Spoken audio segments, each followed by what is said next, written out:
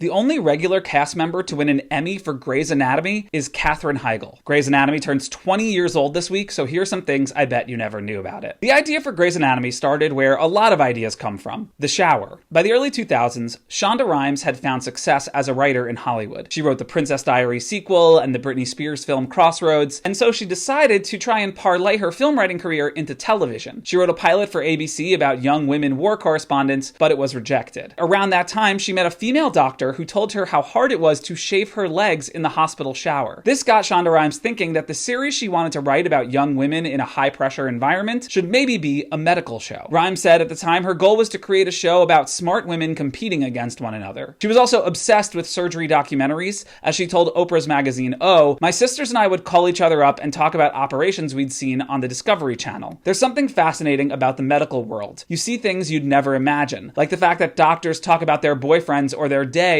while they're cutting somebody open." So when ABC asked me to write another pilot, the operating room seemed like the natural setting. It turns out Rhimes had great timing because ABC was looking for a medical drama at that time, but they wanted one that was different from all of the others. As ABC VP Francie Calfo explained, medical shows are hard, and it was hard trying to figure out where ours could be different. But where everybody else is speeding up their medical shows, Rhimes found a way to slow it down, so you get to know the characters. There's definitely a strong female appeal to it. So in 2004, ABC gave Shonda Rhimes a pilot and later a series order. The show was initially going to be a 4-week mid-season replacement for Boston Legal. Shonda Rhimes intentionally didn't give most of the characters specific physical descriptions. The idea was that they would just cast the best actor for each role, regardless of appearance. And her goal was to create a natural and believable world. Quote, "I wanted to create a world in which you felt as if you were watching very real women. Most of the women I saw on TV didn't seem like people I actually knew. They felt like ideas of what women are. They never got to be nasty or competitive or hungry or angry.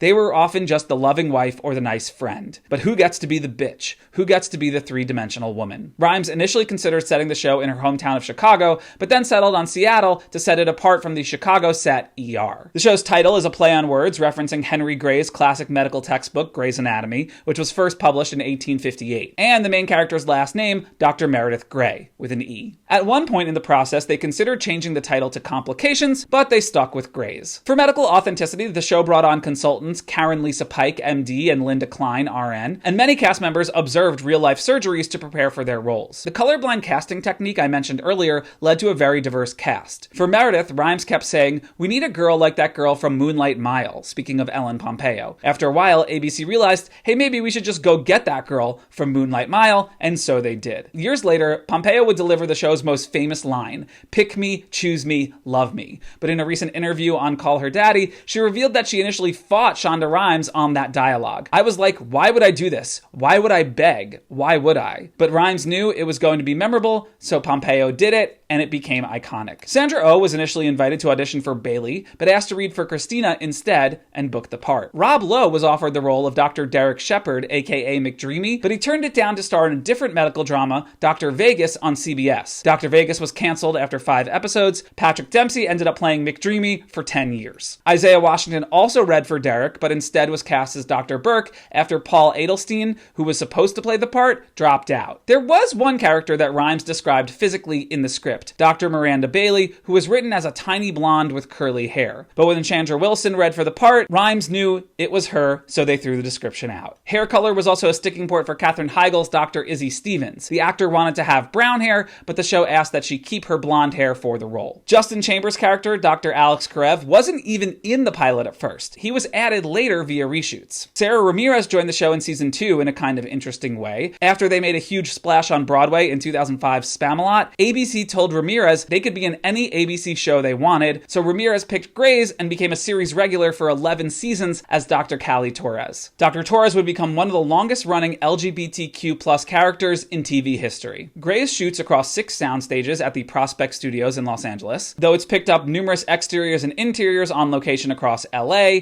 and some in Seattle over its 20-year run. For example, they shot some hospital exteriors and helipad shots at Fisher Plaza in Seattle, which is where ABC's affiliate TV station Como is located. They also filmed at the VA Sepulveda Ambulatory Care Center in North Hills, Los Angeles. The exterior of Meredith's house, aka the intern house, is located at 303 West Comstock Street in the Queen Anne neighborhood of Seattle. And they also filmed at Warren G. Magnuson Park in Seattle. Some of the props on set are real medical equipment. For example, the show has a working MRI machine. And And for surgery scenes, the show used bovine organs, as actor Sarah Drew told RTE. The smell is repulsive and makes us all gag, and we use an actual soldering tool to solder the organs. It smells like burning flesh. There's also a lot of silicone and blood matter, red jello mixed with blood and chicken fat. It's pretty gross. The show's scrubs are color coordinated to differentiate between attendings and residents. Attending surgeons wear navy blue scrubs, while residents wear light blue scrubs. Grey's Anatomy debuted on ABC on Sunday, March 27th, 2005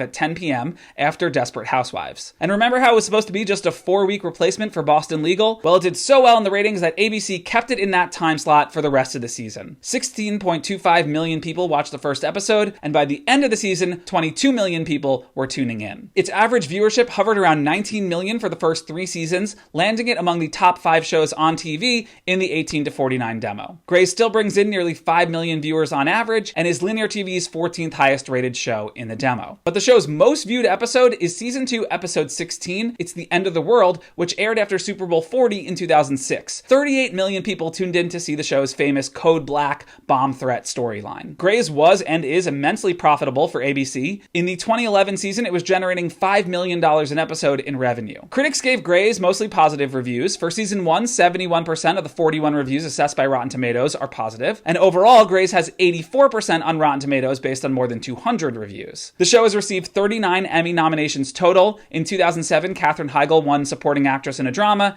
and in 2005, the show won for casting. Grey's has also had some notable guest stars over the years, including Leslie Odom Jr., Sarah Paulson, Demi Lovato, Rita Moreno, Elizabeth Moss, Jesse Plemons, Faye Dunaway, Mandy Moore, and Christina Ricci. The series has also faced its fair share of controversies. In October 2006, Isaiah Washington reportedly insulted castmate T.R. Knight with a homophobic slur during an on-set altercation with Patrick Dempsey. ABC fired Washington at the end of Season 3, though he did return for a guest appearance in Season 10. And of course, the story of Elizabeth R. Finch, a writer for the show, who lied about having cancer for several years. There's also a story about when Denzel Washington came to guest direct in Season 12, and he and Ellen Pompeo apparently got into a big argument about control on set. But Grey's cultural impact is undeniable. It inspired a trend of Mick-labeling things, thanks to McDreamy and McSteamy, that was later parodied on ER and Degrassi: The Next Generation. It also popularized the songtage, the series' signature montage-style end-of-episode recap that's set to music. Grey's also released 4 official soundtracks of its music. Grey's Anatomy has been credited with saving lives in the real world. In 2011, a woman in Sheboygan, Wisconsin survived an asthma attack after her daughter and a friend did CPR that they learned from Grey's Anatomy. And in 2017, an Israeli woman saved her husband by performing a cardiac massage that she learned from the show. The series spawned 2 spin-offs, Private Practice and Station 19, plus a 2018 web series called Grey's Anatomy B-Team, and it has foreign adaptations in Turkey, Colombia, and Mexico. There's also a Grey's Anatomy video game that was released on Wii, DS, and PC in 2009. But maybe the show's most enduring legacy is the show itself, because despite the fact that it's gone through numerous cast changes, even losing its title character, Grey's Anatomy is still going strong 20 years later.